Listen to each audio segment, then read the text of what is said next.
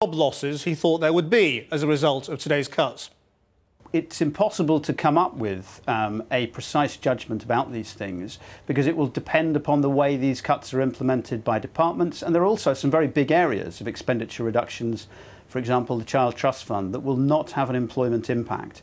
But we expect the employment impact to be moderate and most of it to come from the freeze on new staff rather than redundancies of existing staff. But if you're cutting nearly £1 billion in consultants and IT and all of that, those are all private sector jobs that rely on public sector money.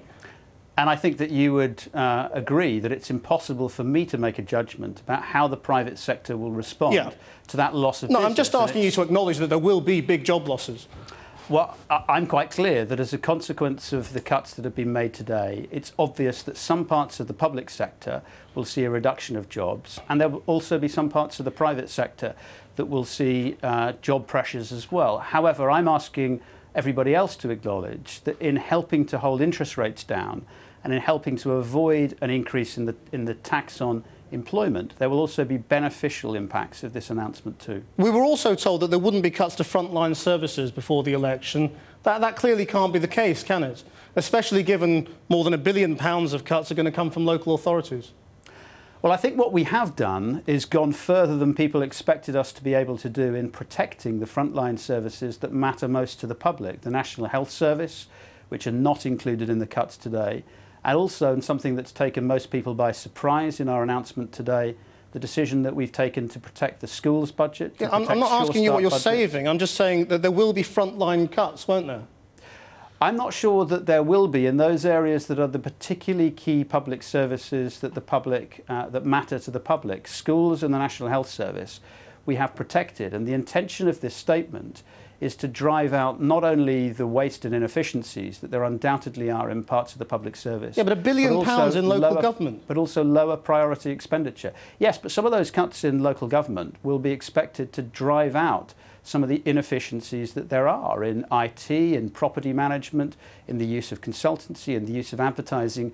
You're not telling me that there is no waste and inefficiency in local government. No, I'm not. That's not the point. The point is you've claimed before the election that there would not be cuts to frontline services. Clearly, there will now be cuts to frontline services. Well, I'm saying that the frontline services that matter most, schools and hospitals, we have protected, and that we are driving this announcement today to ensure that the waste and inefficiency of the public sector is eliminated rather than hitting public services. Given more people voted against having these £6 billion cuts than voted for them, you don't have a democratic mandate for this, do you? I think that it's clear that over the period of the election there was a big change in the economic outlook in Europe, and that was because of the sovereign debt crisis, the situation in Greece, the pressures that there were on all governments to take decisive action to bring down the deficit. So why didn't you change your policy?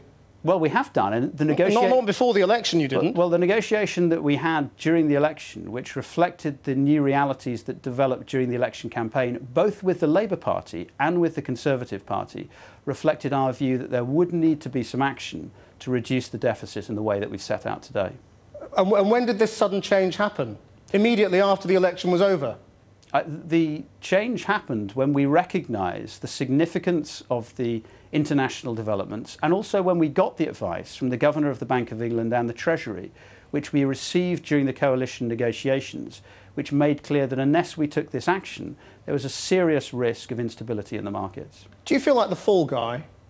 No, I don't. I think that what would be the worst possible situation for the Liberal Democrats would be for us to influence over the central department which will steer tax and spending over the years ahead. If we were simply throwing stones from outside the Treasury, the coalition wouldn't last and we would not secure our key priorities.